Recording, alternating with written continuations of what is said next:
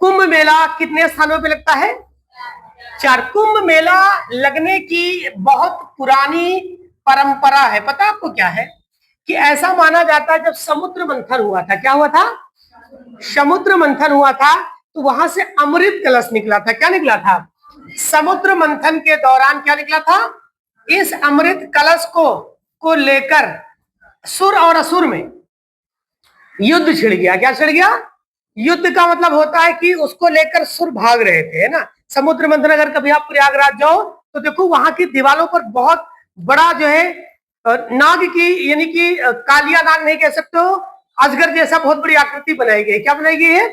उसको जब खींचा जा रहा था समुद्र में, क्या किया गया था? सुर असुर खींच रहे थे तो उसमें से कलश, अमृत कलश लेके देवी जी पैदा हुई।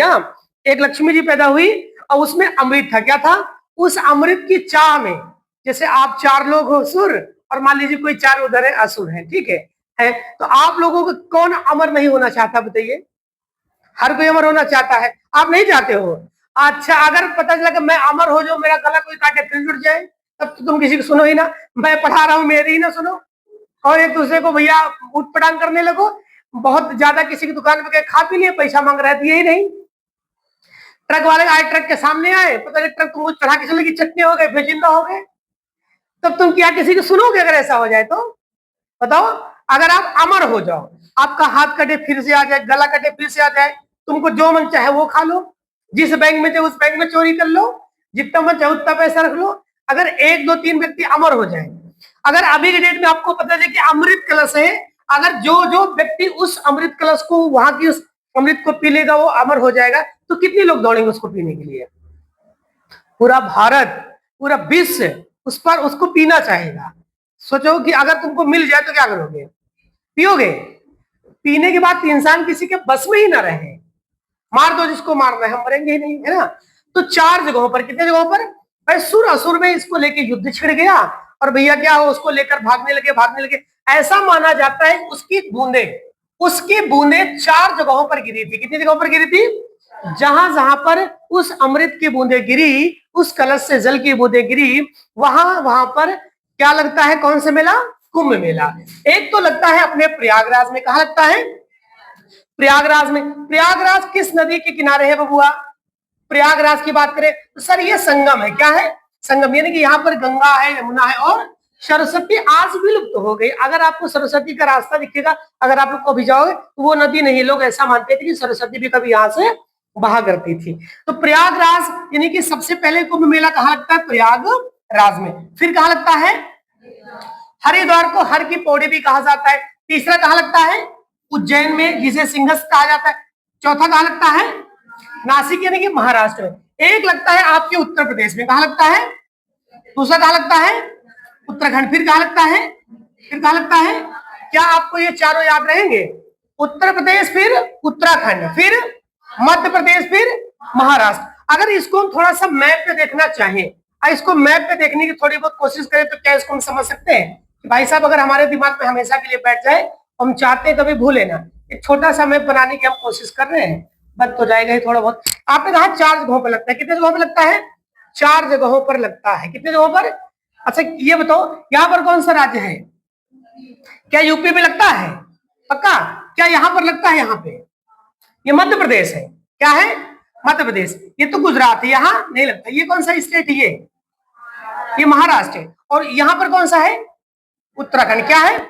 तो 4 जगहों पर। कहां कहां पे लगता है? एक तो चलो उत्तराखंड ले लो। क्या ले लो?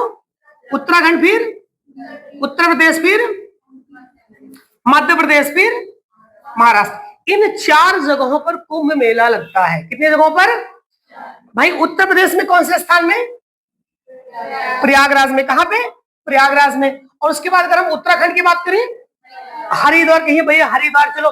मध्य प्रदेश में कहां पे? उज्जैन में। और सबसे ज्यादा इंपॉर्टेंट आपके लिए कि यार ये तो जो पूछे जाएंगे सब पूछे जाएंगे, इसके जो प्रश्न है नदियां वो पूछी जाती। क्या पूछी जाती है? नदियां। जैसे सबसे पहले ये पूछ लिया जाएगा आपसे कि भैया ये तो प्रयागराज किस नदियों के किनारे है? प्रयागराज। और वहीं हरिद्वार और उज्जैन, ये मोस्ट इंपॉर्टेंट, उज्जैन क्षिप्रा नदी के किनारे बसा हुआ है। और नासिक नासिक कहाँ है? गोदावरी नदी के किनारे। तो कुंभ मेला कितने स्थानों पे लगता है? 4। सबसे पहला राज्य बताओ, उत्तराखंड। उत्तराखंड में किस जगह पर? हरिद्वार। उसके नीचे उत्तर प्रदेश। उत्तर प्रदेश में कहा हमारे? प्रयागराज। उसके बाद हम बीच में बात करें, मध्य प्रदेश में कहा? मध्य प्रदेश में उज्जैन। उसके बाद नीचे एकदम महाराष्ट्र। कहा? महाराष्ट्र में कहा? नासिक। कहा? नासिक। अगर हम सबसे पहले सबसे ऊपर कौन सी नदी जहां लगता है? उत्तराखंड में कौन सी नदी है बताइए? कौन सी है भाई? गंगा नदी उत्तराखंड से ही तो निकलती है। गंगा नदी, फिर गंगा नदी होते हुए कहां बनी गया ये फिर देखो, जब उत्तराखंड से पानी निकलता है यहां से, उत्तराखंड से ही होते हुए, उत्तराखंड से ये पानी ऐसे आता है, यहां से उत्तराखंड से आया, उसके बाद यूपी गया। कहां गया? उसके बाद होते हुए ये बंगाल की खाड़ी में गिर जाता है। तो पहले गंगा नदी, फिर उसके बाद गंगा तो है ही है, उन दोनों का संगम है। तीसरी नदी कौन सी है बीच में? एमपी में कौन सी है? क्षिप्रा नदी। उसके बाद यहां पर महाराष्ट्र में कौन सी? महाराष्ट्र की गोद में। महाराष्ट्र की गोद में यानी कि गोदावरी नदी। क्या ये चीजें क्लियर है आपको? आपको इन चारों स्थानों को और यहां पर जो इनके नदियां हैं और इनके राज्य भी आपको याद होना चाहिए, सबसे जरूरी फैक्ट। चलिए ध्यान दीजिएगा। अब ये भी आपके लिए इंपॉर्टेंट है। देखिए, महाकुंभ केवल ही प्रयागराज में ही लगता है। कहां लगता है? महाकुंभ मेला कहां लगता है? महाकुंभ की बात करें। अगर पूर्ण कुंभ चारों स्थानों पर, पूर्ण कुंभ कितने स्थानों पर? पूर्ण कुंभ कितने वर्ष पर लगता है? और महाकुंभ कितने साल बाद लगता है? 100। सोचो, अब इस बार लगा था महाकुंभ, अब तो हम जीवित ही नहीं रहेंगे, तब तो मर जाएंगे, दूसरा महाकुंभ देख ही नहीं पाएंगे। तो महाकुंभ कितने साल बाद लगता है? 100। ये आपका सौभाग्य था कि इस बार आपने महाकुंभ देखा है ना। कितने साल बाद लगा था? 144। क्या अब आप 100, हम लोग 144 साल जिंदा रहेंगे? कतई नहीं। अब पूर्ण कुंभ कितने वर्षों बाद लगता है? और वही अर्ध कुंभ कितना? 12 का आधा कितना हो जाएगा? 6। कितना हो जाएगा? तो महाकुंभ कितने सालों बाद? 144। पूर्ण कुंभ कितने? पूर्ण कुंभ कितने स्थानों पे लगता है? चारों पर। केवल महाकुंभ कहां लगता है? केवल प्रयागराज में लगता है। और अर्ध कुंभ चारों स्थानों पे लगता है ना, चारों स्थानों पर। अर्ध कुंभ कितने साल बाद लगता है?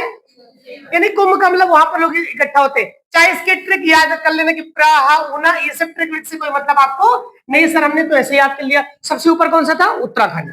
उसके बाद उत्तर, फिर मध्य प्रदेश, फिर उत्तराखंड में कौन सा स्थान है? हरिद्वार। उत्तर प्रदेश में प्रयागराज। मध्य में क्या है? उज्जैन। और महाराष्ट्र में, महाराष्ट्र में ऊपर कौन सी नदी थी? गंगा। और यूपी में गंगा यानी संगम, और बीच में मध्य में क्षिप्रा, और महाराष्ट्र की गोद में, महाराष्ट्र की गोद में यानी कि गोदावरी। क्या कुंभ के बारे में पूरी डिटेल आपको पता है? अगर पेपर में कोई भी क्वेश्चन आएगा तो कर लोगे 100%। चलिए, इसके हम थोड़ा सा एक स्टेप अगर आगे बढ़ते हैं। देखिए, ये भी आपके लिए most of the most important question होने वाला है। यह है लगभग करके यहां से भी पूछ लिया जाता है। भारत का जो मानक समय है, क्या है भारत का मानक समय? इसे इंडियन स्टैंडर्ड टाइम कहते हैं। कितने डिग्री है सर? ये 82.5 डिग्री है। 82.5 डिग्री, वो भी पूर्वी देशांतर। कैसा है? भारत का मानक समय 82.5 डिग्री पूर्वी देशांतर है। यह भारत के कितने राज्यों से जाता है? यह रेखा भारत के कितने राज्यों से होकर गुजरती है? 5। कितने राज्यों से? 5। सबसे पहले कौन सा राज्य है? फिर आंध्र प्रदेश। क्या अगर हम बात करें, आपने कहा कितने राज्यों से? 5। तो इसको अगर हम लेना चाहें तो ध्यान दीजिएगा, सबसे पहले कौन सा राज्य मिल गया? उत्तर प्रदेश। कौन सा? उत्तर प्रदेश। यूपी से बढ़ते हुए फिर हम बीच में ये कौन सा राज्य मिला? मध्य प्रदेश मिला। फिर ये कौन सा राज्य मिला? छत्तीसगढ़ मिला। पक्का? अब छत्तीसगढ़ से होते होते होते आगे ये थोड़ा सा, ये कौन सा राज्य है? ये वाला कौन सा है? फिर सीधा निकल गया। तो जो भारत का मानक समय है IST, क्या है? Indian standard time. वो सीरियल में याद रखिएगा। सबसे तो पहले कौन सा राज्य है? यूपी। कौन सा है? यूपी के बाद थोड़ी सी सीमा MP। किसकी? UP MP। उसके बाद क्या आएगा? छत्तीस आएगा। फिर आएगा क्या आएगा? क्या झारखंड से जाता है? बोलो, झारखंड से नहीं आता सर। यूपी MP छत्तीस है ना। यूपी MP छत्तीस के बाद सीधा कहां? उसके बाद सर उड़ीसा। उसके बाद कहां? आंध्र प्रदेश है ना, आंध्र प्रदेश। याद रखिएगा, क्या छत्तीसगढ़ से मानक समय जाता है? पक्का? 100%। झारखंड से नहीं। तो भारत का जो मानक समय है वो 82.5 डिग्री है, भारत के 5 राज्यों से। कितने राज्यों से? माइंड में अगर हम आपकी बात करें, देखिए ये तो ठीक है, अगर हम अपने दिमाग में इसके मैपिंग की बात करें तो प्यारे बच्चों, मैप सबसे आपके दिमाग में अगर एक बार ये बैठ गया ना तो दोबारा आप कभी जीवन भर निकाल नहीं पाओगे। आपको एकदम क्लियर हो जाना चाहिए कि हाँ सर फला फला ही स्टेट से आता है। आपको बता कि कौन सा राज्य है? पहले यूपी से गया, फिर कहां से जाता है? क्या एमपी से भी जाता है? एमपी से भी जाता है, फिर कहां से आता है? अब देखा छत्तीसगढ़ से आता है, फिर कहां से आता है? ये ऐसे उड़ीसा, कौन सा है? उड़ीसा। फिर कहां से आता है? आंध्र प्रदेश। पहले कहां से जाता है? फिर फिर फिर फिर आंध्र प्रदेश। क्या झारखंड से होकर मानक समय गुजरता है? नहीं। कितने डिग्री है आप बताइए? कितने degree? 82.5 degree. Most important question याद रखिए कि ये पूछा जाएगा। और हाँ, एक चीज और जान लीजिए, मैंने पहले भी बताया था कि भारत का जो मानक समय है क्या है? यूटी से जो पूरे ब्रह्मांड में माना जाता है उस समय से कितने घंटा आगे है? कितना है? अब देखिए, भारत का मानक समय आपने कहा सर 5 राज्यों से होकर गुजरता है। कितने राज्यों से? हम किस राज्य में रहते हैं? अगर पूछ ले कि उत्तर प्रदेश में आप रहते हो, उत्तर प्रदेश के कौन से स्थान से यह रेखा जाती है? बताइए। उत्तर प्रदेश के कहां से? मिर्जापुर से यह रेखा गुजरती है। कौन सा रेखा? भारतीय मानक समय का रेखा, यानी मानक रेखा गुजरती है उत्तर प्रदेश के मिर्जापुर से। उत्तर प्रदेश के मिर्जापुर से। तो भारतीय मानक समय कितने राज्यों से? 5। कुंभ मेला कितने स्थानों पर? 4। मानक समय कितने राज्यों से? यूपी के कौन से जिले से? कहां से? भारत का मानक समय कितने डिग्री है? कितने डिग्री है? 82.5 डिग्री। पूर्वी है कि पश्चिमी है कि उत्तरी है कि दक्षिणी है? क्या है? यह विश्व के मानक समय से कितने घंटा आगे है? कितने घंटे? 5 घंटे आगे। क्या यहां तक चीजें क्लियर हो गई? अब चलिए थोड़ा सा एक स्टेप आगे बढ़ते हैं। देखिए ये जो आपके फैक्ट वाले क्वेश्चन, इसको आपको देखना है और घर पे लिखना है। केवल इसका हम रिवीजन करवाएंगे, इसके मोस्ट इंपोर्टेंट क्वेश्चन वो हम आपको बता देंगे। अब ध्यान से देखिएगा। अब जो हमने इसको बहुत पहले भी पढ़ा था, लेकिन थोड़ा सा यहाँ इसको हम रिवीजन करेंगे, ठीक है? अब देखो, अगर आपसे पूछा जाए कि आगरा का किला, इसके बारे में मैंने बताया था और आज भी थोड़ा बता देंगे। आगरा का किला कहां पर है? सर ये कहां है? आगरा में। आगरे के किले का निर्माण किसने करवाया? अकबर ने करवाया। किसने करवाया? अकबर ने करवाया। वही एक है आसाई का, किसका है? आसाई का किला। आसाई का किला कहां है? इटावा, हमारे उत्तर प्रदेश में ही है ना। इटावा, ईंट जला जालौन जैसे हमने बताया ना, वो जिले हैं। और आसाई का किला किसने बनवाया? राजा सुमेर सिंह ने। वही हम बात करते हैं, एक है अलीगढ़ का किला। अलीगढ़ को क्या कहा जाता है? किसके नाम से जानते हैं? इसे क्या कहते हैं हम लोग? इसे ताला नगरी भी कहते हैं। क्या? अलीगढ़ का किला किसने बनवाया? बताइए, किसने बनवाया? इब्राहिम लोदी ने बनवाया। कंफर्म? अगर उसकी बात करें हम, मैनपुरी का किला, किसका? मैनपुरी का किला कहां है सर? मैनपुरी में। किसने बनाया? तेज सिंह जूदेव ने। याद रखिएगा। देखो, अलीगढ़ को कहा जाता है ताला नगरी, आगरा को क्या कहा जाता है? पेठा नगरी, ताज नगरी, है ना? अच्छा, और क्या यहाँ ताजमहल है? क्या ताजमहल को किसने बनाया था? किसकी याद में? मुमताज की याद में। अच्छा, देखो झांसी का किला, मोस्ट इंपोर्टेंट। झांसी का किला सबको पता कहां है? झांसी के नीचे कौन सा जिला है आप लोग बताओ, जो इससे सीमा बनाता है? कौन सा है? ललितपुर। केवल किससे सीमा बनाता है? क्या आपको याद है? और ललितपुर किस राज्य से 3 तरफ से घिरा हुआ है? हाँ, एमपी से तीनों तरफ से घिरा हुआ है ना। अब जो झांसी का किला है, राजा वीर सिंह जूदेव, किसने? राजा वीर सिंह जूदेव ने बनवाया। वही एक है बरुआ सागर का किला। किसका? ये कहां है? इसको किसने बनवाया? राजा उदित सिंह ने। किसने बनवाया? आपका ये सन उतना इंपॉर्टेंट नहीं, केवल ये याद रखिए कि ये किस जिले में है, इसको बनवाया किसने। अगला है कालिंजर दुर्ग, मोस्ट इंपॉर्टेंट है। कालिंजर दुर्ग कहां है? बांदा में। कहां है? इसको किसके द्वारा निर्माण करवाया गया? किसके द्वारा? चंदेल शासकों के द्वारा इसका निर्माण करवाया गया है ना। तो आगरा का किला बाबू कहां है? कहां है? आगरा में। और आसाई का किला कहां है? इटावा। अलीगढ़ का किला कहां है? और झांसी का किला कहां है? कहां है? ये तो नाम से याद हो। बरुआ का किला कहां है? झांसी में। कहां है? झांसी में। कालिंजर दुर्ग कहाँ है? कहाँ है? काला नगरी किसे कहते हैं? अलीगढ़ को। ताज नगरी, पेठा नगरी। क्या ये चीजें क्लियर है? इसमें से देखिए आपके लिए आसान क्या था? आसान तो सर ये भी आपको याद हो जाएगा, है ना सर, ये भी याद हो जाएगा, ये भी आपको नाम से ये भी याद हो जाएगा, ये भी नाम से याद हो जाएगा ना। अब आपके लिए थोड़ी सी दिक्कत कालिंजर और क्या है? कालिंजर और क्या है? बरुआ। देखो बरुआ यानी कि बालू ही बालू था, उनका घोड़ा दौड़ता था बालू में, किसका? झांसी की रानी का। ऐसे याद कर लो। उसके बाद कालिंजर, कालिंजर यानी कि यहाँ पर बहुत बड़ा बम अटैक हुआ था। कालिंजर बंदे चलाते हैं। कौन चलाते हैं? बंदे। बंदे से याद हो जाएगा? बांदा। क्लियर है? तो कालिंजर दुर्ग चंदेल शासकों ने बनवाया। किसने बनवाया? चंदेल शासकों के द्वारा इसका निर्माण करवाया गया था। आगे हम बात करते हैं तो ये भी आपके लिए मोस्ट इंपोर्टेंट है। अब देखिए, हाँ यहाँ पर एक जिला और आ रहा है। एक जिले के बारे में, मिर्जापुर के बारे में क्या जानते हो? आपने कुछ देर पहले पढ़ा था। कितने डिग्री है? East, west, north, south. East पूर्वी है ना। कितने राज्यों से आता है? मिर्जापुर किस राज्य में है? उत्तर प्रदेश में है। उत्तर प्रदेश की स्थापना कब हुई थी? 24 जनवरी 1950 को। 24 जनवरी 1900। उत्तर प्रदेश में कितने जिले हैं? कितने मंडल हैं? कितने जिले हैं? आप लोग कौन से जिले में रहते हो? रायबरेली का, रायबरेली जो आप यूपी क्या लिखते हो? यूपी 72, 75, 76, 33, 38 क्या लिखते हो? गाड़ी क्या होता है? यूपी 35 है। देखो चुनार का किला, चुनार का किला बाबू कहाँ है? मिर्जापुर में। कहाँ है? किसने बनवाया? विक्रमादित्य ने। अगर हम बात करें, ये क्या लिखा बताइए? जगम्मनपुर का किला। ये कहाँ है? जा से जगम्मनपुर, जा से जालौन में। इसको जगम्मन शाह ने ही बनवाया था। अगला क्या है? लोरपुर राजा का किला। ये कहाँ है? अंबेडकर नगर में। कहाँ है? इस किले का निर्माण किसने किया आज तक पता ही नहीं। अभी कोई यहाँ को एक टिफिन लाके छोड़ के चला जाए, एक बम लाके छोड़ के चला जाए, एक कुत्ता लाके छोड़ के चला जाए, तो ये किसने लाया पता ही नहीं। तो वैसे कुछ ऐसे भी इमारतें मिली जिसको पता ही नहीं है ना। भले क्लास में बैठ के लोगों को नींद आ जाए, वो बात की बात है, रात भर क्या करेंगे, जब जागेंगे तो नींद आएगी क्लास में बच्चों को। अगला है रामनगर का किला। कौन सा?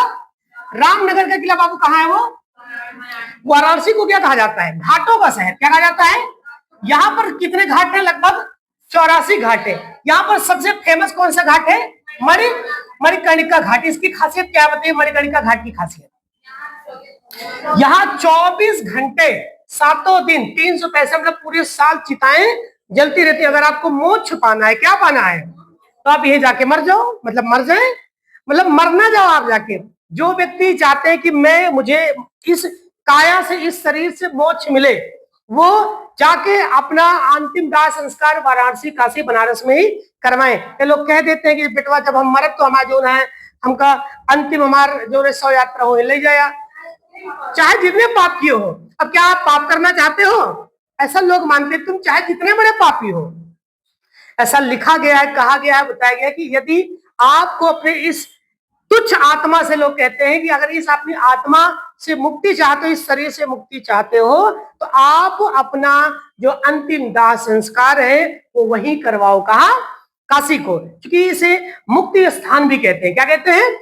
काशी। काशी को और किस नाम से जानते हैं? सर इसे बनारस भी कहते हैं। क्या कहते हैं? बनारस। काशी भी कहते हैं। क्या कहते हैं? और यहाँ पर बनारसी साड़ी, बनारस का पान बहुत ज्यादा, और लकड़ी के सामान भी यहाँ बहुत फेमस है ना। इसको जो रामनगर का किला है, महाराजा बलवंत सिंह ने बनवाया था। किसने बनवाया था? महाराजा बलवंत सिंह ने। एक है लखनौती का किला। कौन सा? ये कहाँ पे है? सहारनपुर। ये कौन से काल में बनाया गया? अब मुगल काल में किसने बनवाया? एग्जैक्टली मुगल काल में ही बना। जिससे मैं पहले आ गया, मैं कोई चीज बनवा रहा हूँ, अधूरी हो गई, फिर कोई और बना, फिर कोई और बनवाया, किसी का मन हुआ बनवाया, कोई मन हुआ ना बनवाया। तो ये वहीं पर है। कहाँ है? सहारनपुर में। एक एक गढ़वा किला। कौन सा? ये कहाँ है? प्रयागराज देहात में। कौन से काल में बनाया गया? ये गुप्त काल में बनाया गया। एक है लवड़ापुर। और ये लवड़ासुर देखो इतने खतरनाक व्यक्ति थे कि ये किसी भी इंसान को बदुआ देते तो वो मर जाता था। ठीक है। ये किला कहाँ है? हापुड़ में। कहाँ है? हापुड़ में। आगे हम बात करते हैं नेक्स्ट भैया, शाही किला। चलोगे घूमने? शाही किला आपके बगल में है। कहाँ है? बगल में है सर। हम लोग ये कहाँ इस समय? ये रायबरेली, फिर इधर मैंने कहा अमेठी, फिर सुल्तानपुर, और फिर जौनपुर पहुंच गए। कहां से पहुंचे? पहले हम कहाँ हैं? फिर जौनपुर है ना। अब जौनपुर की बात करें तो जो शाही किला है, क्या है, शाही किला है बाबू, कहाँ है, जौनपुर। इसको किसने बनवाया, फिरोज शाह। एक और जान लीजिए, देखो लखनऊ क्या है, लखनऊ के बाद अगर उधर से होते जाओगे तो सुल्तानपुर, कहाँ जाओगे, सुल्तानपुर। उसके बाद सीधा कहाँ जाओगे, जौनपुर, कहाँ जाओगे। अगर आपको यहां से बहने वाली एक नदी है, क्या है, एक नदी बह रही है जिसका नाम है गोमती, क्या है। अगर गोमती नदी में आप कूद जाओ, क्या करो, कूद जाओ। अब बहते हुए कहाँ जाओगे, कहाँ पहुंचोगे, जौनपुर। पहले गोमती नदी किनारे कौन सा शहर है, फिर कौन सा है, फिर कौन सा है। मतलब आप गोमती नदी में कूदोगे लखनऊ में, तो बहते हुए सुल्तानपुर जाओ, कहाँ जाओ, सुल्तानपुर से फिर कहाँ जाओगे, जौनपुर। तो जौनपुर किस नदी के किनारे है, गोमती। सुल्तानपुर, लखनऊ, आगरा, यमुना, आगरा और उत्तर प्रदेश संगम है, गंगा नदी है ना स्पेशली। क्या यमुना नदी इस समय है कि विलुप्त हो गई है, सर विलुप्त हो गई है, क्या हो गई है ना सर, है, सरस्वती विलुप्त हो गई बबुआ। आगे हम बात करें नेक्स्ट, ध्यान सुनिएगा, ये उदयन किला अवशेष, यानी उदयन का किला नहीं, यहाँ पर किले के अवशेष ही मात्र बचे हैं। ये कहाँ है, कौशाम्बी में, कहाँ है, इसको किसने बनाया था, राजा उदयन ने। भाई जैसे कि हम लोग अभी रायबरेली में, कहाँ है, रायबरेली से अगर आप इधर जाओगे, इधर मैंने कहा था पीपीएस यानी कि प्रतापगढ़, कहाँ जाओगे, प्रतापगढ़। उसके बाद गंगा नदी बह रही, कौन सी नदी बह रही है, गंगा नदी के बाद कौन से जिले में जाओगे, मैंने कहा था कौन सा, कौशाम्बी, कौन सा, कौशाम्बी। उसके बाद कौन सा जिला, चित्र। उसके बाद कौन सा राज्य पड़ेगा, एमपी पड़ेगा, क्या पड़ेगा। अगर इधर जाओगे, इधर प्रयागराज है, क्या है, प्रयागराज। पहले समझो, हम ये रायबरेली में, अगर रायबरेली से इधर गए तो ये प्रतापगढ़, क्या है, प्रतापगढ़। जैसे जाओगे प्रतापगढ़ के बाद एक गंगा नदी बह रही, क्या बह रही है, गंगा नदी को आप जैसे ही क्रॉस करोगे आपको जिला मिलेगा कौशाम्बी, कौन सा मिलेगा, कौशाम्बी। कौन सा मिलेगा, कौशाम्बी के ठीक बाद चित्रकूट मिलेगा, क्या मिलेगा, चित्रकूट के बाद उत्तर प्रदेश खत्म हो जाएगा, राज्य मिलेगा कौन सा, एमपी। तो हम अभी हम कहाँ हैं, जैसे रायबरेली से अमेठी गए, सुल्तानपुर गए और जौनपुर गए, कहाँ गए, आपने कहा सर रायबरेली से इधर गए, इधर आपने कहा सर अमेठी गए, कहाँ गए, अमेठी। फिर कहाँ गए सर, हम सुल्तानपुर गए, कहाँ गए, सुल्तानपुर गए। फिर कहाँ गए सर, हम जौनपुर गए, कहाँ गए, जौनपुर। अगर रायबरेली से इधर आपको नहीं आना है, इधर नहीं आना है, आपको रायबरेली से उधर जाना है, तो सबसे पहले प्रतापगढ़ जाओगे, कहाँ जाओगे, प्रतापगढ़। उसके बाद गंगा नदी पार करोगे, कहाँ जाओगे सर, हम कौशाम्बी जाएंगे, कहाँ जाएंगे। उसके बाद कहाँ जाएंगे, चित्र। उसके बाद एमपी जाएंगे, कहाँ जाएंगे। तो हम बात करेंगे कि अगर हमको इधर जाना है, किधर जाना है, इस साइड जाना है, पूरब साइड, तो रायबरेली के बाद कहाँ जाओगे बताइए, अमेठी। उसके बाद सुल्तानपुर, फिर जौनपुर। फिर और अगर हम रायबरेली से इस साइड जाए थोड़ा सा, कहाँ जाएंगे, हाँ प्रतापगढ़ जाओगे पक्का। अच्छा भाई साहब, चलो ठीक है, एक बार जरा फिर से दिमाग लगाओ। आपने कहा सर ये रायबरेली है, क्या है, रायबरेली। अगर रायबरेली से इधर साइड आना, पहले कहाँ होगे सर, हम पहले आएंगे अमेठी, कहाँ आएंगे, अमेठी के बाद कहाँ जाएंगे सर, सुल्तानपुर। उसके बाद जौनपुर। आगे हमें जाने की जरूरत नहीं है, जब जाना होगा तो जाएंगे। लेकिन रायबरेली से अगर उधर जाओगे तो कहाँ जाओगे, सर प्रतापगढ़ जाएंगे, है ना, प्रतापगढ़ हो गया। प्रतापगढ़ से उधर ये हम देखा एक नदी मिलेगी, क्या मिलेगी, नदी। अगर नदी पार करोगे तो इधर आपका कौशाम्बी, क्या है, कौशाम्बी क्या है, इधर तो प्रयागराज, इधर क्या है, कौशाम्बी के थोड़ा और आगे जाओगे तो चित्र, ये भी उत्तर प्रदेश का जिला है ना। उसके बाद एक राज्य पड़ेगा, क्या पड़ेगा, कौन सा राज्य पड़ेगा, एमपी। तो थोड़ा बहुत लोकेशन हम समझ लिए अपने रायबरेली से इधर जाएंगे तो क्या होगा, इधर जाएंगे तो क्या होगा। क्या इतनी चीजें क्लियर हैं, बोलो किसी को कोई दिक्कत, नो दिक्कत। अब हम बात करते हैं नेक्स्ट, एक है सुनहला महल, कौन सा है, सुनहला जो महल है बाबू, ये कहाँ है, सुनहला महल बताइए। ये है आगरा में, कहाँ है, किसने बनवाया, शाहजहां ने। फिर एक है मरियम महल, क्या है, ये है फतेहपुर सीकरी में, कहाँ है, फतेहपुर सीकरी कहाँ सर, ये भी आगरा में ही है, कहाँ है, जैसे आप रायबरेली के स्थान है डी, सलोन, छतो, ऐसे स्थान है, ऐसे फतेहपुर सीकरी आगरा के पास है, किसके पास है। और जो सुनहला महल है, मरियम महल है, पंचमहल है, बीरबल महल है, जोधाबाई का किला है, ये सारा का सारा ये किस शासक ने बनाया, किसने बनवाया, केवल सुनहला महल को छोड़ दीजिए बस, ठीक है। ये चारों के चारों जो महल हैं, किले हैं, किसने बनवाया, अकबर ने बनवाया। मरियम महल किसने बनवाया, अकबर ने। पंचमहल बीरबल महल। भाई बीरबल क्या थे, इनके दरबार में रहा करते थे, किसके? अकबर में। अगर भाई किसी भी बात से अगर उनको कंफ्यूजन होता था तो सलाह उन्हें से ही मांगते थे। किससे मांगते थे? बीरबल से, है ना। आपने बीरबल की खिचड़ी का नाम सुना है? तो कभी पकी ही नहीं, कभी खाए हो? अच्छा पकी नहीं तो सर खाएंगे क्या? चलिए ठीक है भाई, पकाना पड़ेगा मुझे लगता है।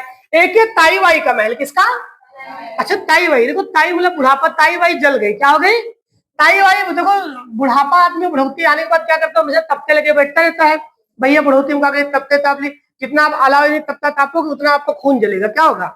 जब हम आग को तापते हैं तो हमारे ब्लड में, हमारे खून में गर्मी पैदा होती है। क्या पैदा होती है? हमारा खून जलता है, जिससे पूरा ब्लड प्रेशर हाई होता है, यानी कि हमारा पूरी शरीर तपने लगती है। अगर एक काम करो, जैसे मैं ये लोहे की छड़ लिया हूं, मान के चलिए, अगर लोहे को मैं यहां से गर्म कर रहा हूं तो गर्म होने होते होते ये पूरा गर्म हो गया, पूरे में करंट फ्लो होने लगा। वैसे गर्मी होती है जब हम आग से तापते हैं, ऐसे हाथ पैर से तापते तो हमारे पूरे शरीर में ब्लड का फ्लो होता है, खून आता जाता रहता है। खून गर्म होता है तो पूरे शरीर में दौड़ने लगता है, इससे गर्मी कम हो लगती है। क्या लगती है? ठंडी कम लगती है। क्या लगती है? ठंडी कम लगती है। आपको खून गर्म हो रहा है, धीरे धीरे आपको खून जल रहा है। लोग कहते हैं भैया हमका तपनी हो गई। कहा हो गए? तपनी नहीं, तुम ताप ताप के अपना खून कम कर दे रहे हो, इसलिए तपता नहीं तापना चाहिए, है ना। अच्छा ठीक है, आगे खास बाग कोठी कौन सा है? ये कहां पे है? रामपुरी चाकू के लिए प्रसिद्ध है ना, नवाब हामिद अली ने बनवाया। इलाहाबाद का किला मोस्ट इंपोर्टेंट है। इलाहाबाद का किला कहां पे है? अगर आपको यहाँ कभी ले चलेंगे घुमाने का, वाह सर कितनी अच्छी टेक्निक से बनाया गया। इसको किसने बनवाया? अकबर ने। बुलंद दरवाजा फतेहपुर किसने बनवाया? एक है तालम बेहद दुर्ग, कहां पे है? किसने बनवाया? राजा भरत। ललितपुर किस राज्य से 3 तरफ से घिरा हुआ है? मध्य प्रदेश से। एक है विजयगढ़ का किला, कहां पे है? सोनभद्र में, इसको किसने बनवाया? कोल राजा द्वारा। एक है आवागढ़ का किला, कौन सा? ये कहां पे है? एटा में। किसने, कौन से शासकों ने बनवाया? जदौन वंश के शासकों ने बनवाया। आगे हम बात करते हैं नेक्स्ट, ये आपका लास्ट पॉइंट है, ध्यान से देखिएगा। अब प्यारे बच्चों देखो क्या लिखा हुआ है, कौन सा है? जाम की जाजमऊ। अच्छा भाई साहब देखिए, महाभारत की कहानी तो हमें पता ही है। किसकी कहानी पता है? महाभारत की। देखो जो जाजमऊ का किला है वो कहां है? हमारे ये बगल में कानपुर है। कौन से काल में बनाया गया? सोचो, महाभारत काल में इसका निर्माण करवाया गया था। कौन से काल में? महाभारत काल में। अगर हम बात करें कुचेसर का किला, ये कहां है? बुलंदशहर में। कौन से शासकों ने बनाया इसे? सर जाट शासकों ने। एक है राजा जयचंद का किला, किसका? ये कहां पे है? किसने बनवाया? राजा जयचंद की तुलना बहुत गलत व्यक्ति से की जाती है, ऐसा लोग करते हैं। ऐसा मानते हैं कि आप देखो, इसे आस्तीन का सांप कहा गया। क्या कहा गया? इसने ही मोहम्मद गौरी को बुलाया कि आप आइए हमारे यहाँ आक्रमण करिए, और ये आए, इसने आक्रमण किया और भारत में मुगलों का, तुर्कों का राज हो गया ना।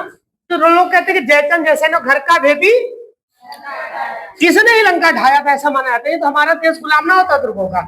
और कन्नौज को क्या कहा जाता है? इत्र नगरी किसे कहा जाता है? कन्नौज को कहा जाता है। एक है उल्टा किला, है उल्टा किला। उल्टा किला कहाँ है? प्रयागराज में। एक है दलमाऊ का किला, ये कहाँ है? हमारे रायबरेली में। किसने बनवाया? राजा दलदेव ने, है ना। फिर है बरनाला किला, कौन सा है? ये कहाँ पे है? कौन से काल में बनाया गया? एक है Roman Catholic church, most important है, ये मेरठ में है। कहाँ है? मेरठ के सरदनाथ स्थान में। इसको किसने बनवाया? बेगम शमरू ने। ये उत्तर प्रदेश के महत्वपूर्ण 25 प्रश्न अगर आपके पेपर में कभी आएगा इससे संबंधित, तो इससे बाहर कभी नहीं आना है। इनको आप सभी लोग लिख लीजिएगा। चलिए कुछ चीजें और है, थोड़ा सा जान लीजिए। Most of the most important चीजें, इसके बारे में मैंने आपको डिटेल में बताया था, लेकिन थोड़ा जान लीजिए। पहले बता दिया गया था इसके बारे में। किसके बारे में? प्रयागराज के बारे में। ये मान के चलिए कि प्रयागराज में इससे हटकर क्वेश्चन ना बनेगा, और इतना अगर आपको पता, अगर बन भी जाता है तो आप अकॉर्डिंग टू ऑप्शन इसको खींच दोगे। चलिए आप देखो, सबसे पहले अगर हम प्रयागराज की बात करें, किसकी बात करें? प्रयागराज की बात करें तो अच्छा भाई साहब, प्रयागराज का नाम वैसे प्रयाग है। क्या है? प्रयाग का शाब्दिक अर्थ क्या होता है बताइए? प्रयाग का अर्थ होता है यज्ञों का प्रथम स्थान। क्या होता है? प्रयाग का अर्थ होता है यज्ञों का प्रथम स्थान। और प्रयागराज यानी कि इलाहाबाद की स्थापना किसने की थी, कब की थी, 1583 में, है ना। इलाहाबाद इसका नाम रखा था, क्या नाम रखा था। अब पहले इलाहाबाद कहा जाता था, इलाहाबाद का नाम प्रयागराज कब हुआ, 16 अक्टूबर 2018 को इलाहाबाद से इसका नाम बदलकर क्या कर दिया गया। ये मोस्ट इंपोर्टेंट क्वेश्चन है और प्रयागराज याद रखिएगा। अब देखो एक इलाहाबाद जिला बना कब बना, 1800, भाई वो एक जिला बन गया, क्या बन गया, जिला बन गया। अब देखिए इसका उपनाम इसे किस नाम से जानते हैं, तीर्थराज। और प्रयागराज को उत्तर प्रदेश की क्या कहा जाता है, ये तो पहले याद है, उत्तर प्रदेश की न्यायिक राजधानी क्या है, क्या है। और उत्तर प्रदेश की एक और प्रशासनिक राजधानी है, कौन सी है, प्रशासनिक इसकी जो हमारे उत्तर प्रदेश की राजधानी है वो कौन सी है, लखनऊ को क्या कहा जाता है सर, इसे नवाबों का शहर कहा जाता है, क्या कहा जाता है, नवाबों का शहर, नफासत का शहर भी कहा जाता है। देखो इलाहाबाद विश्वविद्यालय जिसे मोस्ट इंपोर्टेंट क्वेश्चन ये 1887 में स्थापना हुई, लेकिन ये क्वेश्चन पूछा जाता है, इसे पूर्व का ऑक्सफोर्ड कहा जाता है, क्या कहा जाता है, इलाहाबाद विश्वविद्यालय को कहा जाता है पूर्व का ऑक्सफोर्ड। और आनंद भवन भी कहाँ स्थित है, इलाहाबाद में। और इलाहाबाद में याद रखिएगा हमारे देश के पहले प्रधानमंत्री कौन, श्री पंडित जवाहरलाल नेहरू जी का जन्म कहा था, प्रयागराज। प्रयागराज का मतलब क्या होता है, इलाहाबाद में इनका जन्म हुआ था। देश के पहले प्रधानमंत्री पंडित जवाहरलाल नेहरू, इनका जन्म कहाँ हुआ था, प्रयागराज में। और इलाहाबाद विश्वविद्यालय को क्या कहा जाता है, पूर्व का ऑक्सफोर्ड। देखो चंद्रशेखर आजाद पार्क जिसे पहले किस नाम से जाना जाता था, अल्फ्रेड पार्क, कहाँ है, प्रयागराज में। चंद्रशेखर आजाद कब शहीद हुए थे, जब ये अंग्रेजों से घिर गए तो उन्होंने कहा मैं अंग्रेजों के हाथ नहीं होंगे, इन्होंने अपने आप को क्या कर ली, गोली मार ली थी। किसने मार ली थी, तो पहले वह पार्क अंग्रेजों के नाम से था, किसके नाम से था, तो अल्फ्रेड पार्क का इस समय नाम क्या हो गया है, चंद्रशेखर। अब देखो यहीं पर प्रयागराज में बाबू अक्षयवट है, क्या है, और कौन सा मंदिर है, पातालपुरी मंदिर। आप सबको बताइए यहाँ हमारा उच्च न्यायालय भी है, क्या है, हमारा हाईकोर्ट कहाँ है, इलाहाबाद। इसकी स्थापना कब हुई थी, 1866 में। और हमारे प्रयागराज में हर साल, प्रत्येक साल माघ मेला आयोजित होता है। कैसा मेला, माघ मेला हर साल कहाँ लगता है, बोलो, प्रयागराज में। अब देखिए इससे संबंधित जो क्वेश्चन आपको पूछे जाएंगे आपको पहले से याद है। सर जो प्रयागराज है, प्रयागराज के निकटवर्ती जो जो जिले हैं, जैसे आपको बताया हमने कहा प्रतापगढ़ तो है ही है, उधर किनारे से जाओगे तो क्या है, 2 हो गया। तीसरा क्या है, भदोही जिसे कहा जाता है संत रविदास नगर। फिर क्या है, फिर क्या है, फिर क्या है भाई, ये 2 तो हमने कवर कर लिया था ना, कि अगर सर ये प्रतापगढ़ है, क्या है, प्रतापगढ़ है। उसके बाद हमने कहा इधर जाओगे कौशाम्बी, क्या जाओगे, उसके बाद क्या जाओगे, चित्रकूट। ये तो 3 का हमने कहा। इधर आओगे तो प्रयागराज है, क्या हो जाएगा, प्रयागराज है ना। और इधर जाओगे तो भदोही, क्या मिलेगा, भदोही। भदोही के बाद इधर हमने कहा कि आपका ये जौनपुर, क्या है, जौनपुर के पहले क्या बढ़ता है, प्रतापगढ़। इधर सुल्तानपुर नहीं जाएंगे, यानी कि प्रतापगढ़ उधर किनारे जाओगे, जौनपुर होते हुए कहा सीधा प्रयागराज पहुंचोगे। कहां पहुंचोगे, तो यहाँ पर 1 2 3 4 5 6 जिले इससे अपनी सीमा बनाते हैं। वही अगर हम बात करें, क्या आपका प्रयागराज किसी राज्य से सीमा बनाता है, नीचे कौन सा राज्य है, मध्य प्रदेश की कौन से जिले से, रीवा जिला किस राज्य में है, मध्य प्रदेश में। बाकी ये चीजें आपको बहुत पहले से पता थी, ठीक है। आगे एक स्टेप और बात करते हैं, नेक्स्ट ध्यान से समझिएगा। वही हम बात करते हैं आगरा की, इसकी बात करने जा रहे हैं। आगरा के बारे में लगभग आप लोगों को पता है, लेकिन कुछ चीजें और जान लीजिए। सबसे पहला, आगरा की स्थापना हर साल मतलब लगभग किसी न किसी पेपर में पूछा जाता है, आपने इसको पहले भी लिखा है ना। तो आगरा की स्थापना कब हुई थी, किस शासक ने करवाई, और इसको अपनी राजधानी बना लिया, क्या बना लिया, 1504 में बसाया और 1506 में इसने अपनी राजधानी किसे बना ली, आगरा को। किसे बना लिया, आगरा। और आगरा का जो किला है इसे 1983 में यूनेस्को की विश्व धरोहर सूची में शामिल किया गया है। आगरे के किले को, अभी हम आगरे के किले के अंदर जाने की इतनी सारी चीजें मिलेगी, आप सोच भी नहीं सकते, बहुत सारी चीजें। इस जैसे ये बिल्डिंग है, इस बिल्डिंग में हम यहाँ किचन बनवा दे, लेटरिन बाथरूम, फिर यहाँ मेस बनवा दे, यहाँ डाइनिंग रूम बनवा दे, वहां गेस्ट रूम बनवा दे, ढेर सारी चीज बनवा दे। इतना बड़ा आगरा का किला है, लेकिन इसके अंदर बहुत सारी इमारतें मिलेंगी। तो आगरे के किले को 1983 में किसमें शामिल किया गया, यूनेस्को की विश्व धरोहर सूची में। अब देखो इस किले में क्या क्या है, एक तो दीवाने खास है, क्या है? दीवाने जो खास लोग होते थे, सोचो उसी बिल्डिंग के दूसरे किले के अंदर चारों तरफ किला है, उसमें कौन कौन सी इमारतें? एक तो है दीवाने खास, दूसरा क्या है? अगला क्या है? मुसम्मन बुर्ज, फिर क्या है? जहांगीरी महल। देखो मुसम्मन बुर्ज जो है ये भी एक किला है, क्या है? बुर्ज का मतलब ये होता है किला, क्या होता है? मुसम्मन बुर्ज में, याद रखिएगा, मुसम्मन बुर्ज में शाहजहां को, किसको? शाहजहां को कैद किया गया था 9 साल तक। कितने वर्ष तक? भाई देखो यही घटना, औरंगजेब ने शाहजहां के जीवन, देखो औरंगजेब इसका लगा था, किसका? शाहजहां का। अपने पिता को कहां कैद कर रखा था? आगरे के किले के अंदर बना हुआ एक और किला था मुसम्मन बुर्ज, बहुत सारे किले बने थे ना, इसी में किसको कैद करके रखा था? शाहजहां को। किसको? बाद में उनकी डेथ वही हो गई थी। तो मुसम्मन बुर्ज में किसे कैद करके रखा गया था? किसने कैद किया था? ये इसका लड़का था। अब देखो नदी, देखो ये आगरा किस नदी के किनारे है? और जो आगरा का किला है ताजमहल, आगरा से लगभग 2.5 किलोमीटर दूर है। कितना है? आगरे के किले से लगभग 2.5 किलोमीटर दूर। अगर आप कभी जाओगे घूमने तो आप वहां घूम सकते हो। अब देखो अगर हम बात कर रहे हैं आगरा, आगरा के सीमावर्ती जो जिले हैं कौन कौन से हैं, है ना? एक तो आपका मथुरा है, क्या है? पेड़ों की नगरी। फिरोजाबाद भी है ना? और क्या है? हाथरस, और क्या है? एटा। ये 4 जो जिले हैं वो आगरा से अपनी सीमा बनाते हैं। क्या आगरा किसी राज्य से अपनी सीमा बनाता है? हाँ सर, आगरा हमारे अगर कॉर्नर पे देखोगे तो आपको बनाता है नीचे, देखो ये कौन सा राज्य दिख रहा है आपको? राजस्थान। और क्या दिख रहा है? क्या? एमपी। राजस्थान के 2 जिले धौलपुर और भरतपुर, ये पूछा जाएगा। राजस्थान के 2 जिले कौन कौन से? भाई अगर आपके बगल में मैप लगा देखो, अगर आपको दिख रहा है आगरा दिख रहा है, आगरा के नीचे कौन सा? एमपी। क्या है? जो ग्रीन कलर का जो आपको कलर दिख रहा है वो आगरा है, क्या है? तो आगरा 2 राज्यों से अपनी सीमा बनाते हैं, एक तो राजस्थान, दूसरा क्या है? एमपी का केवल एक जिला है, कौन सा है? मुरैना। और राजस्थान के 2 जिले कौन कौन से हैं? धौलपुर और भरतपुर। बाकी ये चीजें, पेठा नगरी आगरा को कहा जाता है, ताज नगरी भी कहा जाता है। आगरा चमड़ा उद्योग के लिए प्रसिद्ध है, बाकी पेठा के लिए तो प्रसिद्ध है ही।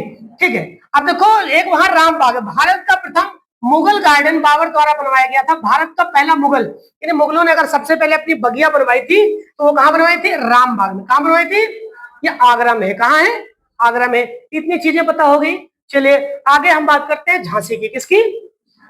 झांसी में बहुत ज्यादा इंपॉर्टेंट फैक्ट तो नहीं है, लेकिन जो थोड़ा बहुत क्वेश्चन उसको आप जान लीजिए। देखिए सबसे पहले झांसी की अगर हम बात करें तो झांसी, ये पूछा जाएगा, ये बुंदेलखंड का एक क्षेत्र है। किसका क्षेत्र है? झांसी बुंदेलखंड का ही एक भाग है। जब हम आपको भूगोल पढ़ाएंगे तो बताएंगे बुंदेलखंड, बघेलखंड, या फिर ये सारी चीजें क्या बताई जाएंगी। और झांसी का प्राचीन नाम क्या है? बलवंत नगर। क्या है? बलवंत नगर। झांसी का किला 1613 ईस्वी में वीर सिंह देव बुंदेला ने बनवाई। किसने बनवाई? वीर सिंह देव बुंदेला। चाहे वीर सिंह बुंदेला बोलो, इन्होंने बनाई। आप देखो रानी लक्ष्मीबाई के बारे में थोड़ा सा जान लो। इनका उपनाम क्या है? बचपन में इन्हें मनु या क्या कहा जाता है? मरी कणिका। इनका जन्म कहां हुआ था? सोचो, वाराणसी में पैदा हुई, शादी हुई थी झांसी में। वाराणसी अलग जिला है, काशी बनारस वाराणसी, तो शादी हुई थी कहां? वाराणसी में, है ना? तो पैदा कहां हुई थी? वाराणसी में, है ना? और शादी कहां हुई थी? भाई जब जहां से पैदा हुई, जहां से अब इनका सब कुछ चल रहा है वही के लिए तो फेमस होगी। तो पैदा हुई थी वाराणसी यानी काशी बनारस में, और रह कहां रहे थे? झांसी में। कहां रह रहे थे? झांसी में। अब इनके देखो माता और पिता, इनके जो पिता का नाम था क्या था? मोरो परतावे, और माता का नाम क्या था? भागीरथी बाई। देखो इनके पति का नाम था गंगाधर राव। क्या नाम था? इनका पुत्र था, लेकिन उनके पुत्र इनको पुत्र हुआ ही नहीं, इन्होंने गोद लिया था। क्या लिया था? इसे दत्तक पुत्र कहा जाता है। गोद लिए हुए पुत्र को दत्तक पुत्र कहते हैं, जिसका नाम क्या था? दामोदर राव। एक अंग्रेज था लॉर्ड डलहौजी। क्या नाम था? लॉर्ड डलहौजी ने क्या किया? राज्य हड़प नीति अपने, क्या अपनाई? राज्य हड़प नीति। ये बहुत खतरनाक नीति थी। लॉर्ड डलहौजी ने क्या किया कि इसने कहा जिस भी राजा को पुत्र नहीं होगा, संतान नहीं होगा, उसकी पूरी की पूरी संपत्ति अंग्रेजों के अधीन हो जाएगी। किसके अधीन हो जाएगी? तो हड़प नीति, राज्य हड़प नीति किस शासक ने चलवाई? लॉर्ड डलहौजी ने। जिसका विरोध किसने किया था? बहुत लोगों ने किया था, झांसी ने भी किया था। अगर झांसी की रानी ने इसलिए किया था कि यार मेरे तो संतान है ही नहीं है, अब मैं चाह रही हूं कि मेरी इस पूरी संपत्ति, इस किले का, इस साम्राज्य का कोई मालिक होना चाहिए, और मालिक एक लड़का होना चाहिए, है ना? उन्होंने क्या किया? उसके लिए एक लड़के को गोद लिया। क्या ले लिया? गोद। उस लड़के का नाम क्या था? दामोदर राव। लेकिन ये बात किसको पसंद नहीं आई?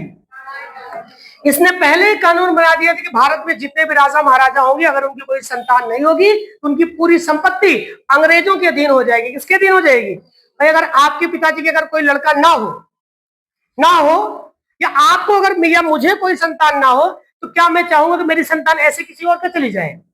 तो मैं, अगर मुझे कोई पुत्र या मेरी पुत्री नहीं होती है, तो मैं अपने भाई के किसी लड़के को, या मेरा भाई ही ना हो तो मैं चाचा के किसी लड़के को, पता लगा पड़ोसी में किसी के भी ना बनते तो मैं एक लड़का गोद लूंगा।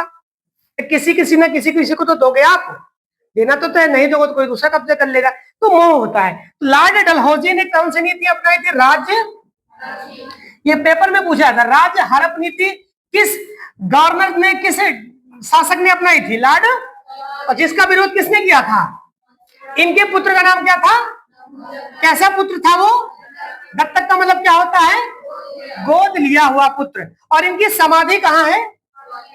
ग्वालियर यानी कि एमपी। पैदा कहाँ हुई? यूपी में। कहाँ पैदा हुई? यूपी यानी कि वाराणसी, यूपी में पैदा हुई। यूपी में इनकी डेथ कहाँ हुई? किसकी? झांसी की रानी किस राज्य में पैदा हुई? कहाँ मरी? यूपी के किस जिले में पैदा हुई थी? वाराणसी। एमपी के किस जिले में मृत्यु हुई? कहाँ मरी थी ये? ग्वालियर में। ये वीर गति को प्राप्त हुई थी कौन? झांसी की रानी। और इन्होंने 1857 की क्रांति का नेतृत्व झांसी से किया था। कहां से किया था? ये पूछा जाता है 1857 की क्रांति का नेतृत्व झांसी से किसने किया? रानी लक्ष्मीबाई ने। क्या ये याद रहेगा? अब को झांसी से कुछ जिले हैं जो अपनी सीमा बनाते हैं, जिससे जालौन हो गया। क्या हो गया? जालौन, हमीरपुर, महोबा और ललितपुर। फिर से ललितपुर के बारे में बताओ, ये कौन से राज्य से तीन तरफ से घिरा हुआ है? सर एमपी से। ये क्या है? एमपी से ये तीन तरफ से घिरा हुआ। किससे? एमपी से। ललितपुर के ऊपर केवल एक ही जिला है। कौन सा है? कौन सा है? झांसी। क्या ये चीजें याद है? अब देखो, जो आपका झांसी है कितने राज्यों से सीमा बनाता है?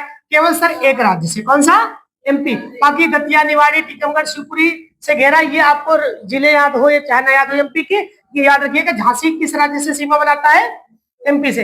हाँ देखो, कड़क बिजली तोप झांसी के किले में स्थित एक प्रसिद्ध तोप है। क्या है? आज भी झांसी का जो किला है वहां पर एक तोप रखी हुई। क्या रखी हुई है? इस तोप का नाम क्या है? अगर आप चलो, हम आपको आगरा ले चले। आगरे के किले में हम लोग गए थे। आगरे के किले में भी आज एक तोप रखी हुई है ना? सोचो, लोहा, उस तोप के बारे में इमेजिन करना कि लोहा, पहले मशीन तो थी नहीं, ऐसा मान लो। अब तो मशीनें आ गई, पहले के टाइम पे मशीन नहीं थी, फिर भी इतनी मजबूत तोप, उसको मुझे लगता है कि 50 या 100 लोग उठाओ तो भी ना उठा पाओ। इतनी मजबूत तोप आज भी रखी हुई है। आगरा में भी है, बाकी झांसी में भी है। झांसी में जो तोप रखी है उसका नाम क्या है ना? ट्रांसपोर्ट कॉरिडोर भी आगरा में, सॉरी कहां स्थित है? झांसी में। कहां स्थित है? झांसी में। आगे नेक्स्ट बात करते हैं, अगला पॉइंट है, ठीक है। देखिएगा, हम बात करते हैं किसके बारे में? वाराणसी। वाराणसी के बारे में लगभग हमने पढ़ा था, लेकिन थोड़ा सा एक बार रिवीजन हो जाए, और अगर आपने ना लिखा हो तो एक बार जरूर इसको लिख लीजिएगा। देखिए, अब हम बात करने जा रहे हैं वाराणसी की। किसकी? देखो, वाराणसी को काशी भी कहते हैं। क्या कहते हैं? इसे क्या कहते हैं? बनारस। देखो, वाराणसी को अगर तोड़ोगे तो ये दो नदियों से बना है। कितनी नदियों से? एक है वरुणा, धन असी, मतलब हो गया वाराणसी। क्या हो गया? वरुणा और असी दो नदियां थी, इसी के नाम पर वरुणा और असी के नाम से क्या बन गया इसका नाम? इसका नाम हो गया वाराणसी। क्या हो गया? अब वाराणसी। अब देखो, इसके बारे में लगभग पता है आपको। पता है कि ये गंगा नदी के तट पर है। किसका है? गंगा नदी के किनारे है ना। सारनाथ, वाराणसी के पास एक स्थान है सारनाथ। क्या है? ये भी पूछा जाएगा, ये आपको हिस्ट्री में आगे पढ़ाया जाएगा। सारनाथ में भगवान बुद्ध ने अपना सबसे पहला उपदेश दिया था। कहा दिया था बाबू? सारनाथ में। बहुत बार पूछा गया है। ये वाराणसी काशी के पास है। और पहले इनके प्रथम उपदेश को क्या कहा गया? धर्म चक्र प्रवर्तन कहा गया। जब ये ग्रह त्यागे थे, क्या किए थे? जब उन्होंने ग्रह त्यागा था, तो ग्रह त्यागों को भी मैंने बताया था। क्या कहा गया था इसको? महावि निष्क्रमण कहा गया। क्या किया? महावि निष्क्रमण, है ना। और पहले उपदेश को क्या कहा गया? धर्म। जब इनकी मृत्यु हुई, क्या हुई? इनकी मृत्यु हुई, मृत्यु को कहा गया महापरिनिर्वाण। क्या कहा गया? महापरिनिर्वाण। इन्हें महापरिनिर्वाण की प्राप्ति यानी मोक्ष की प्राप्ति हो गई। क्या हो गई? मोक्ष की प्राप्ति हो गई। अब देखो, बीच बनारस हिंदू यूनिवर्सिटी, बनारस विश्वविद्यालय की स्थापना 1916 में। कब हुई? ये मोस्ट इंपॉर्टेंट, इसका सन और इसके संस्थापक ये दोनों पूछा जाता है, याद रखिएगा। कि बनारस हिंदू विश्वविद्यालय की स्थापना कब हुई, किसने की? पंडित मदन मोहन मालवीय जी ने। अब देखो यहाँ पर प्रमुख मैंने कहा लगभग कुल मिला के 84 घाट हैं। कितने घाट हैं? जो दशमेध घाट है, यहाँ पर प्रत्येक रात प्रत्येक शाम को गंगा आरती होती है। क्या होती है? तो दशमेध घाट किसके लिए जाना जाता है? चाहे आंधी हो, तूफान हो, बादल फटे, विश्व युद्ध हो, महामारी फैले, या बूढ़ा आ जाए, या पूरी गंगा नदी उफान मारती रहे, फिर भी वहां पर प्रत्येक शाम को गंगा आरती होती है। कुछ भी हो जाए, सोचो अगर बिजली गिर जाए या फिर बहुत तेजी तूफान आता रहे, वहां पर कोई फर्क नहीं पड़ता। ये नियम है कि इतने समय पर वहां पर गंगा आरती होनी है तो होनी है। ये प्राचीन काल से चला आ रहा है, उसको कोई नहीं रोक पाता। वो शायद ऐसा माना जाता है कि भगवान शिव की नगरी कहा जाता है काशी को। क्या कहा जाता है? कहते हैं कि जो वाराणसी काशी भगवान शंकर के त्रिशूल पर बसी हुई है। किसके त्रिशूल पर बसी हुई है? ऐसा लोगों को मानना है कि भगवान शिव, भगवान यानी शंकर जी के त्रिशूल पर बसी हुई नगरी है काशी। क्या है? उसी पर बसी हुई। वहां पर कुछ भी, कितनी भी आपात स्थिति आ जाए, सोचो इतना पुराना शहर आज भी बसा हुआ है। लोग कहते हैं कि इसको भगवान शंकर जी ने बसवाया था। किसने बसवाया था? अब सोचो, यह बहुत प्राचीन बात है। अब शंकर भगवान की अगर हम बात करें तो ये सबसे आदि प्राचीन देवता माने जाते हैं। भगवान जो रावण था, रावण भी शंकर जी की पूजा किया करता था। मतलब भगवान राम से भी पहले आए थे शंकर भगवान, है ना। तो लोगों का मानना है कि जो काशी है, बनारस है, वाराणसी है, इसको किसने बसाया था? भगवान शंकर जी को। किसने बसाया था? और कौन सा शहर त्रिशूल पर टिका हुआ है? काशी। काशी यानी कि बनारस, बनारस यानी कि वाराणसी। क्लियर है यहां तक? अब देखो यहाँ का प्रमुख देखो एक मणिकर्णिका घाट है, हरिश्चंद्र घाट है, लेकिन मणिकर्णिका घाट ज्यादा फेमस है। यहाँ मुख्यतः दाह संस्कार किया जाता है। जब ऐसा होता है कि मणिकर्णिका घाट पर जगह ही नहीं मिल रही है तो लोग एक और घाट चले जाते हैं। कहां जाते हैं?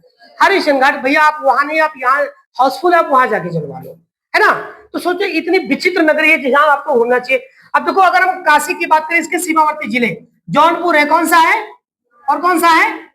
गाजीपुर, चंदौली, मिर्जापुर, भदोही। मिर्जापुर के बारे में क्या जानते हो? भारत का मानक समय यहीं से गुजरता है। कितने डिग्री है?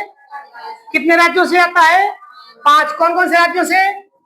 यूपी, एमपी, छत्तीस, उसके बाद उड़ीसा, फिर आंध्र प्रदेश। क्लियर है? अब देखो ऐसा माना जाता है काशी को कि सबसे प्राचीन निरंतर जीवित नगरों का एक है। आज तक पूरे धरती पर सबसे ज्यादा पुराना जीवित नगर यही है। बाकी और चौथे सब नष्ट हो गए। क्या हो गए? नष्ट हो गए। और प्रसिद्ध देखो यहाँ ये बनारसी साड़ी के लिए, लकड़ी के खिलौने के लिए, संगीत के लिए प्रसिद्ध है। कौन सा शहर? बनारस। बनारस का मतलब क्या होता है? क्या होता है? काशी। काशी मतलब वाराणसी। अब देखो फतेहपुर सीकरी के बारे में हम जान लेते हैं, मोस्ट इंपोर्टेंट चीजें। फिर से फतेहपुर सीकरी, मैंने कहा आगरा के पास एक स्थान है, ठीक है। फतेहपुर सीकरी, देखो फतेहपुर सीकरी में ही देखो आगरा जिले में स्थित है। फतेहपुर सीकरी किस जिले में स्थित है?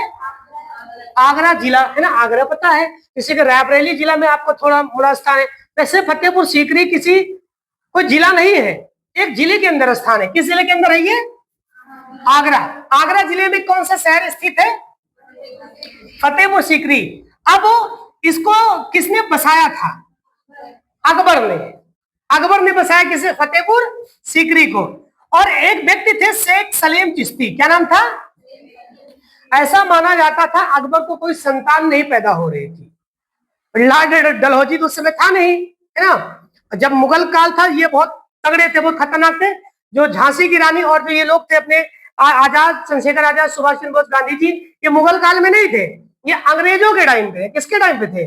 तो हड़प नीति अंग्रेजों ने बनाई थी। इस समय होता तो गड़बड़ हो जाता। ये तो राजा थे, राजशाही जीवन चल रहा था। तो ऐसा माना जाता अकबर को कोई पुत्र हो ही नहीं रहा था। ये गए, एक बाबा थे, एक शेख थे मुस्लिम धर्म में, इनका नाम था शेख सलीम चिश्ती। उन्होंने उनको आशीर्वाद दिया। क्या दिया? किसे आशीर्वाद दिया? उनके आशीर्वाद से ही सलीम का जन्म हुआ। किसका जन्म हुआ? सलीम को क्या कहा जाता है? जहांगीर। इसने ही अपने बाप को क्या किया? कैद किया और मारे गए। सोचो ऐसा हो सकता है? नहीं, ये नहीं हुआ था। फिर से दिमाग ले जाओ। सर आपने कहा था वहां किसी और का नाम लिया था। औरंगजेब, क्या नाम था? औरंग, सबसे कंफ्यूजन वाला क्वेश्चन, औरंगजेब के ऊपर कौन आ गए? और ये क्वेश्चन मैं इसलिए बता रहा हूं कि ये कंफ्यूजन 100% भरा है। अकबर क्या आ गया? अकबर के नीचे किसे लेके आएंगे हम? जहांगीर, समझिएगा। औरंगजेब के ऊपर और जहांगीर के ऊपर, ठीक है। अब देखो इन दोनों की खासियत ये थी कि आगे जब हम आपको बताएंगे, इन दोनों लोगों ने सिख धर्म के गुरुओं को फांसी चढ़ाई थी, मौत की सजा दी थी। तो ये जो 4 क्वेश्चन है, ये चारों बहुत खतरनाक है, इसको बहुत अच्छे से पढ़ना पड़ेगा, ये तो कंफ्यूज हमेशा रहोगे, आगे बताया जाएगा। अब देखिए, फतेहपुर सीकरी को भी यूनेस्को की सूची में शामिल किया गया है। जब आगरा के किले को शामिल किया गया था, कब? 1986 में। देखो, बुलंद दरवाजा का निर्माण किसने करवाया? अकबर ने। किसने करवाया? ये पूछा जाता है, देखो यहां से पूछा क्या जाएगा, इसको बुलंद दरवाजा को बनवाया अकबर ने, लेकिन ये पूछा जाएगा कब, क्यों बनवाया? जब इसने गुजरात को जीता था, गुजरात जीतने की खुशी में, किसके जीतने की खुशी में? गुजरात जीतने की खुशी में इसने बुलंद दरवाजा बनवाया, जो विश्व का सबसे बड़ा प्रवेश द्वार माना जाता है, पूरे विश्व का, भारत का नहीं, पूरे विश्व का सबसे बड़ा प्रवेश द्वार क्या है? बुलंद दरवाजा। कहां है? किसने बनवाया? कब बनवाया? क्यों बनवाया? क्योंकि इसने गुजरात को जीता था, गुजरात की विजय की खुशी के मारे से आज भी है। सोचो, 1602 में बनवाया, ये सन कौन सा चल रहा है? 2026। अगर 1602 अगर हम घटा दे तो 4, 2, यहाँ 10 में से 6 गया 4, 424 साल, 4, 2, 4, 424 साल पुराना दरवाजा आज भी है। और पूरे विश्व में इतना बड़ा दरवाजा कहीं नहीं है। कभी चलोगे देखने? जाओगे आप लोग? जब जॉब कह रहे नहीं, अरे बच्ची जा रही, जब नौकरी वोकरी लग गया तो चले जाए, घूम ही आए। क्या चाह रहे हो? बस अपने घर का ही दरवाजा देखे? हाँ, अपने घर के दरवाजे के साथ साथ एक बार बुलंद दरवाजा देखो, कितने साल पुराना है? 424 साल। कहां पर है ये? फतेहपुर सीकरी में है। फतेहपुर सीकरी किस जिले के अंतर्गत आता है? फतेहपुर सीकरी किस राज्य के अंतर्गत आता है? यूपी। किस राज्य के अंतर्गत आता है? तो हमने कहा जो इसके आगरा जिला राजस्थान के भरतपुर से सटा हुआ है। किससे है? आगरा की बात करें, देखो राजस्थान की किससे है? भरतपुर से, ये पता है आपको। अब देखो, आपको पता है कि फतेहपुर सीकरी में क्या है? शेख सलीम चिश्ती की क्या बाबू? दरगाह है। और यहीं पर फतेहपुर सीकरी में एक तो क्या है? शेख सलीम चिश्ती की क्या है? और क्या है? और क्या है? और क्या है? और क्या है? और क्या है? अनूप तालाब, यानी कि जोधाबाई महल, पंचमहल, जामा मस्जिद, इबादत खाना और अनूप तालाब, ये सारी की सारी चीजें कहाँ हैं? फतेहपुर सीकरी में। मैंने कहा एक बहुत बड़ा किला बनाया, उसके अंदर बहुत सारी चीजें रख दी गई हैं, बना दी गई हैं। आप देखो, इसे संपूर्ण नगर का निर्माण किससे हुआ है? पूरे फतेहपुर सीकरी का निर्माण लाल बलुआ पत्थर से ही हुआ है। किससे हुआ है? तो ये कुछ चीजें जो थी आपके लिए बेहद इंपॉर्टेंट थी। अच्छा, ये बताइए आप सभी लोग कि जो भारत का मानक समय है, क्या है? भारत का मानक समय है, वो कितने राज्यों से होकर गुजरता है? नाम बताइए 5 राज्यों का। यूपी, एमपी, छत्तीसगढ़, उड़ीसा, अच्छा आंध्र प्रदेश भी है। कंफर्म है? अच्छा जी। अच्छा, ये देखो एक क्वेश्चन और आपके लिए, हम सोच रहे हैं छूट ना जाए, इसको भी कवर कर लीजिए, सारी चीजें खत्म। जैसे हमने मानक रेखा पढ़ा, क्या पढ़ा? मानक रेखा। वैसे क्वेश्चन और आपका है कर्क रेखा। क्या है? कर्क रेखा सभी को पता है, ट्रिक है, मित्र पर गमछा झाड़, लेकिन उससे नहीं याद करना है, आपका सीरियल पूछेगा। कर्क रेखा को कहा जाता है 23.5 डिग्री। क्या कहा जाता है बाबू? 23.5 डिग्री। अब प्यार से इसको समझ लो, नहीं तो गड़बड़ हो जाएगा। मानक रेखा को क्या कहा जाता है? 82.5 डिग्री।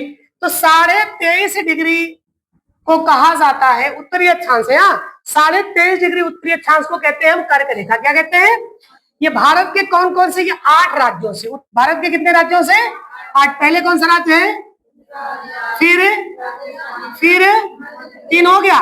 तो उसके बाद कौन सा? ऊपर ले लो, चाहे यूपी ले ले, नहीं लेंगे क्योंकि ये नेपाल है। क्या है? नेपाल को छोड़ दे। ये कौन सा है? फिर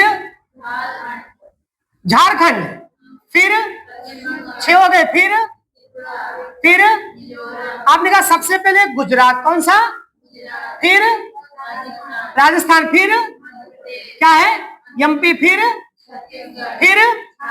क्या है झारखंड, फिर वेस्ट बंगाल।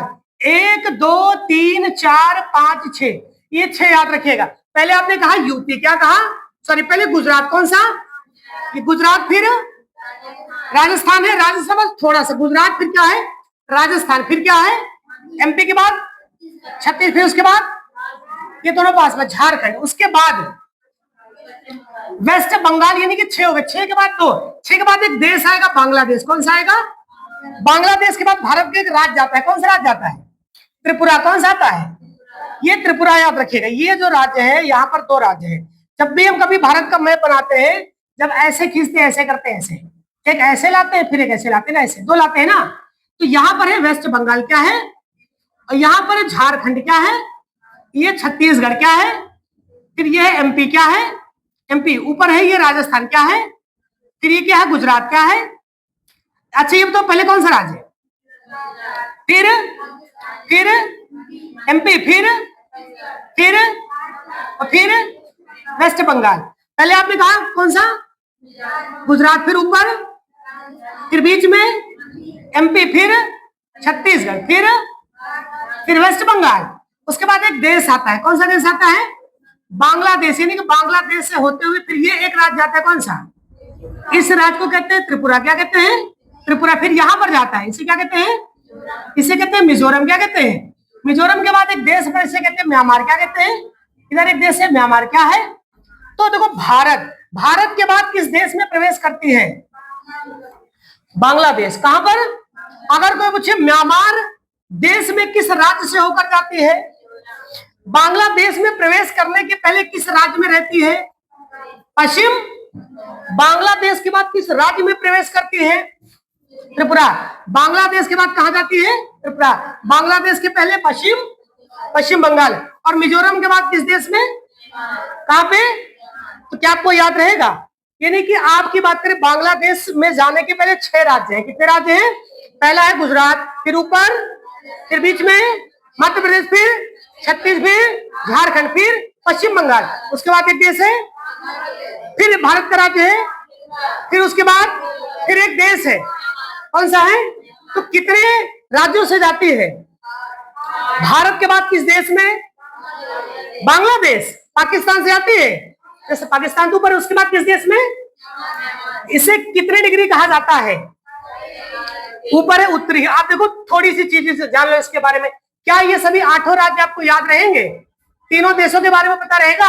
आप देखो जो कर्क रेखा है वो विषुवत रेखा के समानांतर चलती है, कैसे चलती है, विषुवत रेखा के समानांतर चलती है। ये चीजें आपको जब हम विश्व का भूगोल पढ़ाएंगे तो विश्व के भूगोल में एकदम बेहतरीन तरीके से इसका मैप बना के समझा देंगे। यह रेखा पृथ्वी को 2 बराबर भागों में नहीं बांटती है, सर नहीं बांटती है, तो बांटते कौन है, ये बीचों बीच में ये जो रेखा है, ऊपर वाली इस रेखा को अगर हम बात करें, ये 23.5 डिग्री ऊपर चली गई, 23.5 डिग्री नॉर्थ में, इसे कहते हैं कर्क रेखा, क्या कहते हैं, और 23.5 डिग्री साउथ में इसे कहते हैं मकर रेखा। तो बीच वाली कौन सी है, इसे कहते हैं सर भूमध्य रेखा, क्या कहते हैं, इसे कहते हैं सर विषुवत रेखा, इसे कहते हैं 0 डिग्री, इसे कहते हैं अक्षांश रेखा, क्या कहते हैं 0 डिग्री अक्षांश रेखा। समझ में आ गया। ऊपर है 66.5 डिग्री, क्या है 66.5 डिग्री नॉर्थ, और नीचे भी है 66.5 डिग्री 66 डिग्री साउथ, क्या है साउथ। इसे कहते हैं आर्कटिक व्रत, क्या कहते हैं,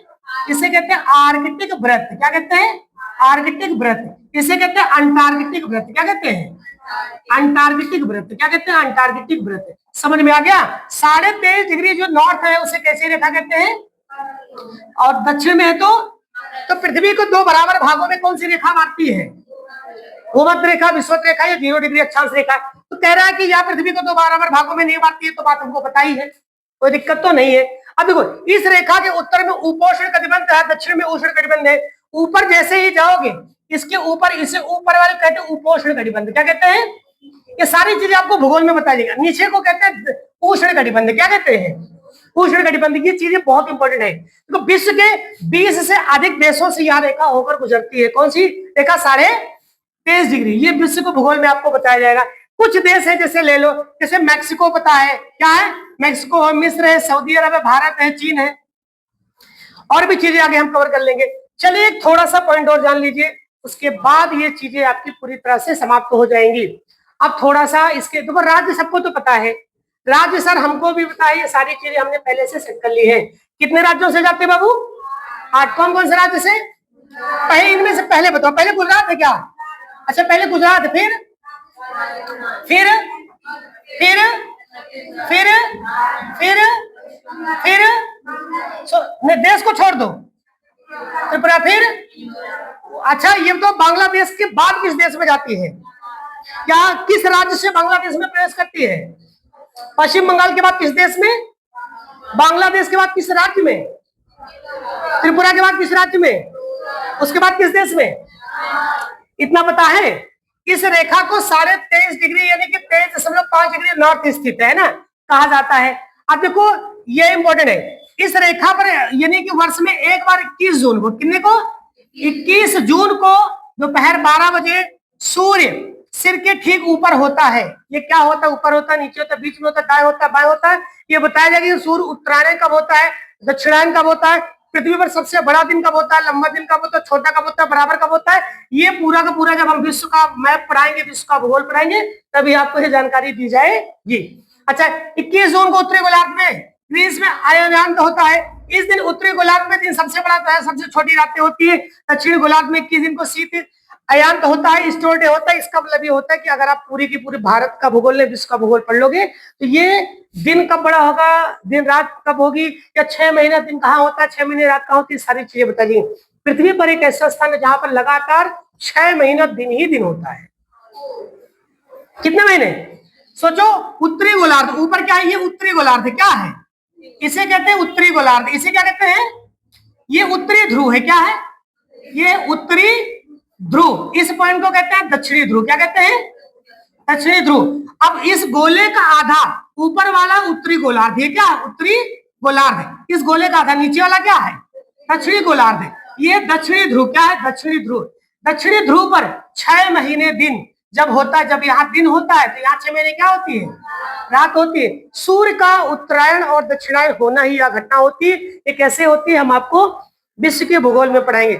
जितना आज आपको बताया गया, इन सभी क्वेश्चनों को आपको घर पे जाकर लिख लेना है। क्या कर लेना है? और लिखने के अलावा क्या अगर इसका हम एक बार एमसीक्यू वाला क्वेश्चन ले पूछे तो क्या आप लोग कर लोगे? क्या इसका ऑफलाइन टेस्ट ले लिया जाए? बताइए। अगर हम आपसे पूछे कि कर्क रेखा कितने राज्यों से जाती है तो पक्का? और जो भारत का मानक समय कितने राज्यों से? 5 राज्यों से। उत्तर प्रदेश के किस जिले से जाता है? कहां से? मिर्जापुर। कंफर्म। घाटों की नगरी किसे कहा जाता है? किसे कहा जाता है? वाराणसी को। ठीक है। अच्छा, जितनी भी चीजें आपको बताई गई हैं, आप सभी लोग इन सभी प्रश्नों को लिख लेंगे। कल आपकी यूपी स्पेशल की मान के चलेगी बहुत ज्यादा 5 दिन और लगेगा, पूरी यूपी स्पेशल क्या हो जाएगी? समाप्त हो जाएगी। उसके बाद चाहे आप विश्व का भूगोल पढ़ना चाहें, चाहे भारत का भूगोल पढ़ना चाहें, इतिहास पढ़ना चाहें, जो आपकी डिमांड होगी वो पढ़ा दी जाएगी। लेकिन बस यूपी स्पेशल कितने दिन बचेंगे? 5 दिन, मतलब इसी सप्ताह में हर हाल में पूरा हम समाप्त कर देंगे। कोई दिक्कत? ठीक है, मिलते हैं आपसे नए वीडियो में। धन्यवाद। Bye bye.